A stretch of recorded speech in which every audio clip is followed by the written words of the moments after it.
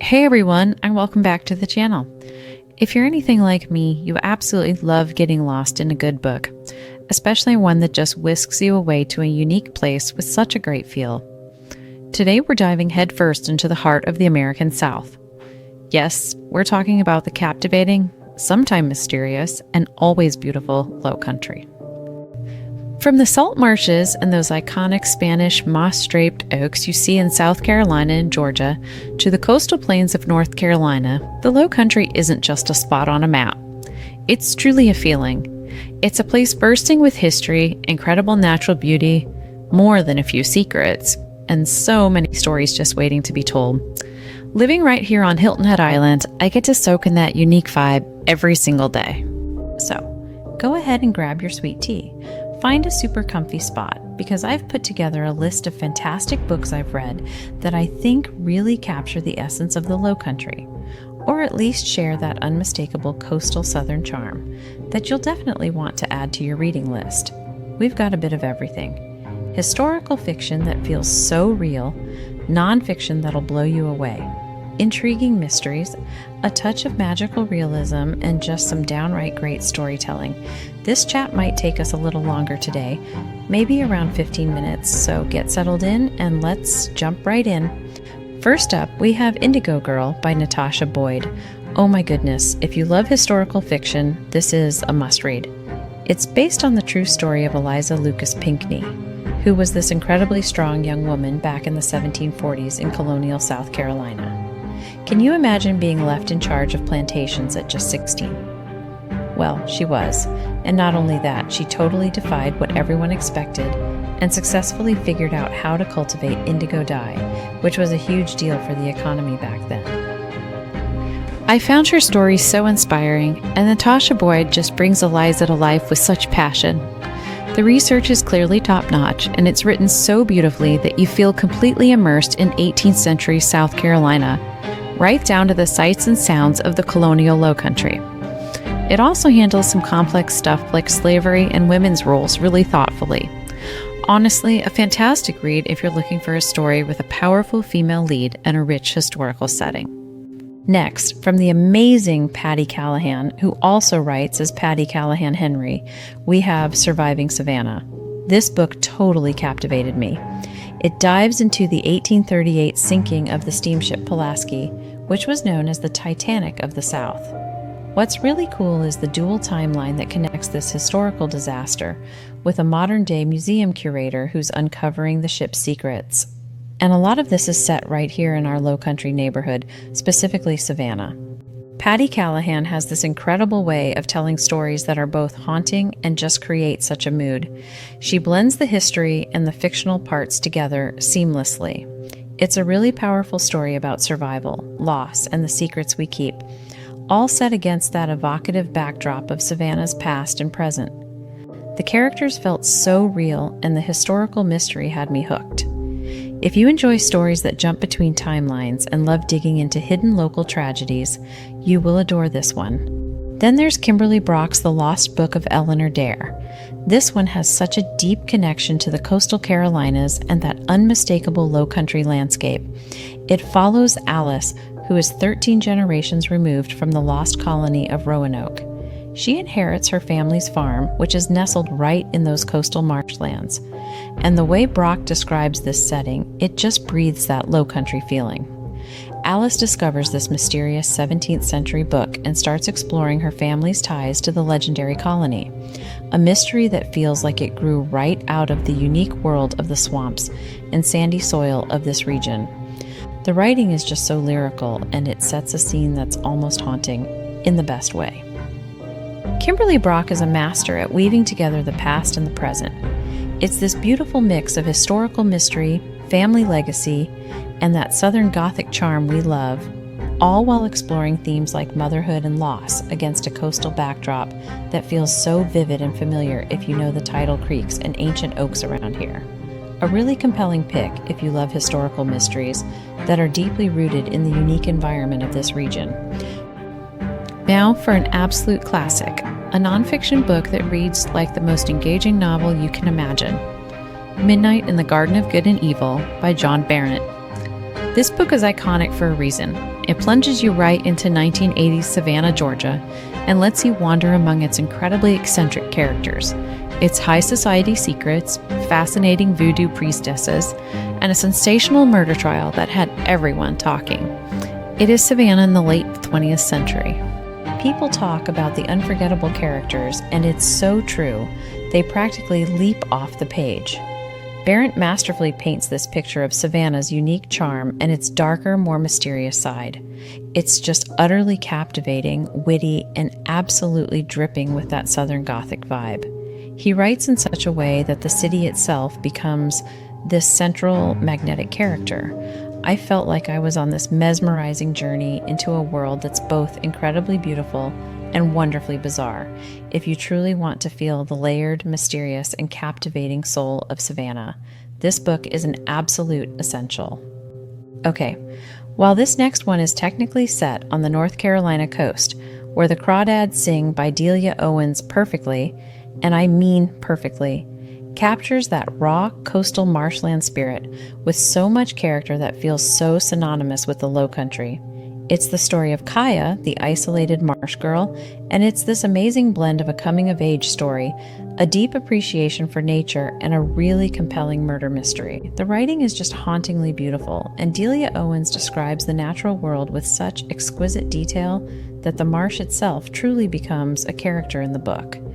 It's a heartbreaking story about resilience, but it's also got this gripping mystery woven through it that keeps you guessing.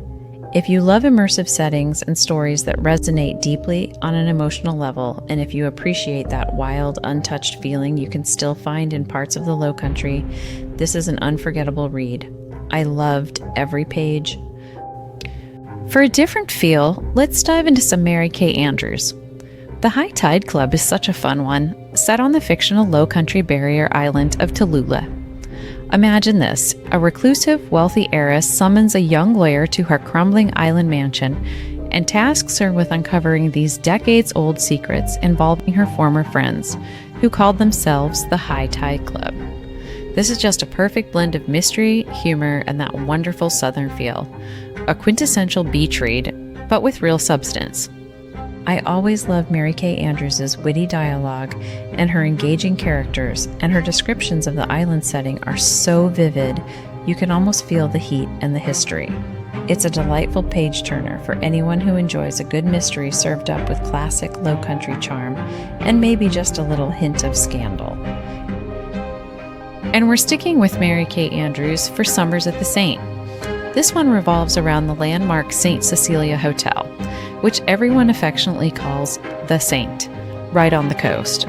When the hotel's owner suddenly vanishes, his estranged wife, Tracy, finds herself reluctantly stepping in to manage the whole place. As you can imagine, she starts uncovering secrets, finding her own strength, and hey, maybe even a little romance along the way. This is another classic MKA blend. It's got all the fun, sun, mystery, and second chances you could want. Tracy is such a likable main character, surrounded by quirky, supporting folks, and the hotel itself is so full of character and history. Just the perfect backdrop for secrets to unfold. It's such an engaging summer read that's both suspenseful and really heartwarming. A truly delightful escape into some coastal drama. Sarah Addison Allen brings her signature touch of magical realism so close to home in Other Birds, which is set on the fictional Mallow Island just off the South Carolina coast. When Zoe inherits an apartment in this quirky complex called the Delawisp, she discovers a whole cast of eccentric neighbors, these tiny, mischievous little birds named after the complex. How cute is that? Long-held secrets, and yes, maybe even a few resident ghosts. This book is just so charming, whimsical, and utterly enchanting from beginning to end. Readers, myself included, adore Sarah Addison Allen's style. It's magical realism at its absolute finest, with these quirky characters that you just can't help but fall in love with. The island setting is praised for its unique charm and hidden magic. It's a really heartwarming story about found family, healing, and learning to let go, all wrapped up in this beautifully southern, slightly spooky, and totally delightful package. A wonderful cozy read if you're a fan of the extraordinary and the everyday. And for our final book recommendation today, we turn back to the incredible Patti Callahan, Henry, for the story she left behind. This novel is such a captivating literary mystery, and it all starts right here in the evocative landscape of coastal South Carolina. Picture this. It's 1927, and a renowned author, Bronwyn Newcastle Fordham, vanishes from her home in Bluffton. She leaves behind her young daughter, Clara, and the sequel to her sensational childhood book, which was written in a language she invented. Fast forward to 1952, and Clara, who's now an illustrator and a mother herself, still in South Carolina, gets pulled back into this decades-old mystery when someone contacts her from London. They claim to have found a dictionary that could finally unlock her mother's last work. While a lot of the adventure then unfolds in London and the beautiful English Lake District, the real emotional heart of the story stays so strongly tied to Bronwyn's disappearance from our own South Carolina coast. Patti Callahan. Henry is just a master at using these distinct settings to explore big themes like family legacy, the incredible power of words, and that universal longing for connection. It's a truly beautiful read. Now, before we wrap up, if you find yourself falling head over heels in love with the Lowcountry through these books, which I totally think you will, there are 3 authors whose names are practically legendary when it comes to this region, and they are absolute must-reads. First, the one and only Pat Conroy. Books like The Prince of Tides and The Water is Wide are just iconic. His writing is so powerful, often heartbreakingly so, and he captures the beauty and sometimes the harshness of the Lowcountry landscape and its people. Like absolutely no one else. You just feel it. Then, of course, Patti Callahan Henry, who we've talked about a couple of times today. Her historical fiction is amazing, often diving deep into the hidden stories and the special feeling of the South, especially coastal Georgia and South Carolina. The research she does is incredible, and her stories are always packed with so much emotional depth. And you can't forget Mary Kay Andrews. If you're looking for that perfect blend of Southern charm, characters that make you laugh out loud, gorgeous coastal settings, and often a fun mystery or even a treasure hunt thrown in for good measure, she is your go-to author for Lowcountry beach reads that also have a lot of real heart. Seriously, exploring the works of these 3 authors will give you such an incredible and rich immersion into this region. And there you have it, some absolutely incredible books, plus 3 essential authors to transport you right into the unique spirit and overall vibe of the Lowcountry, or at least to places that are deeply connected to its feeling and history. From historical deep dives and gripping mysteries to heartwarming tales and a touch of magical realism, there's truly something here for everyone to enjoy. I really hope this gives you some fantastic new additions to your reading list. You know, reading books set in a place you love, like right here in Hilton Head and our surrounding Lowcountry, is just such a wonderful way to connect with its soul. What are some of your favorite books set in the Lowcountry? Did I miss any absolute must-reads? I'd love to hear them. Let me know in the comments below because I'm always looking for new recommendations. If you enjoyed this video, please give it a big thumbs up and don't forget to subscribe for more book recommendations and explorations of fascinating places. Thanks so much for watching.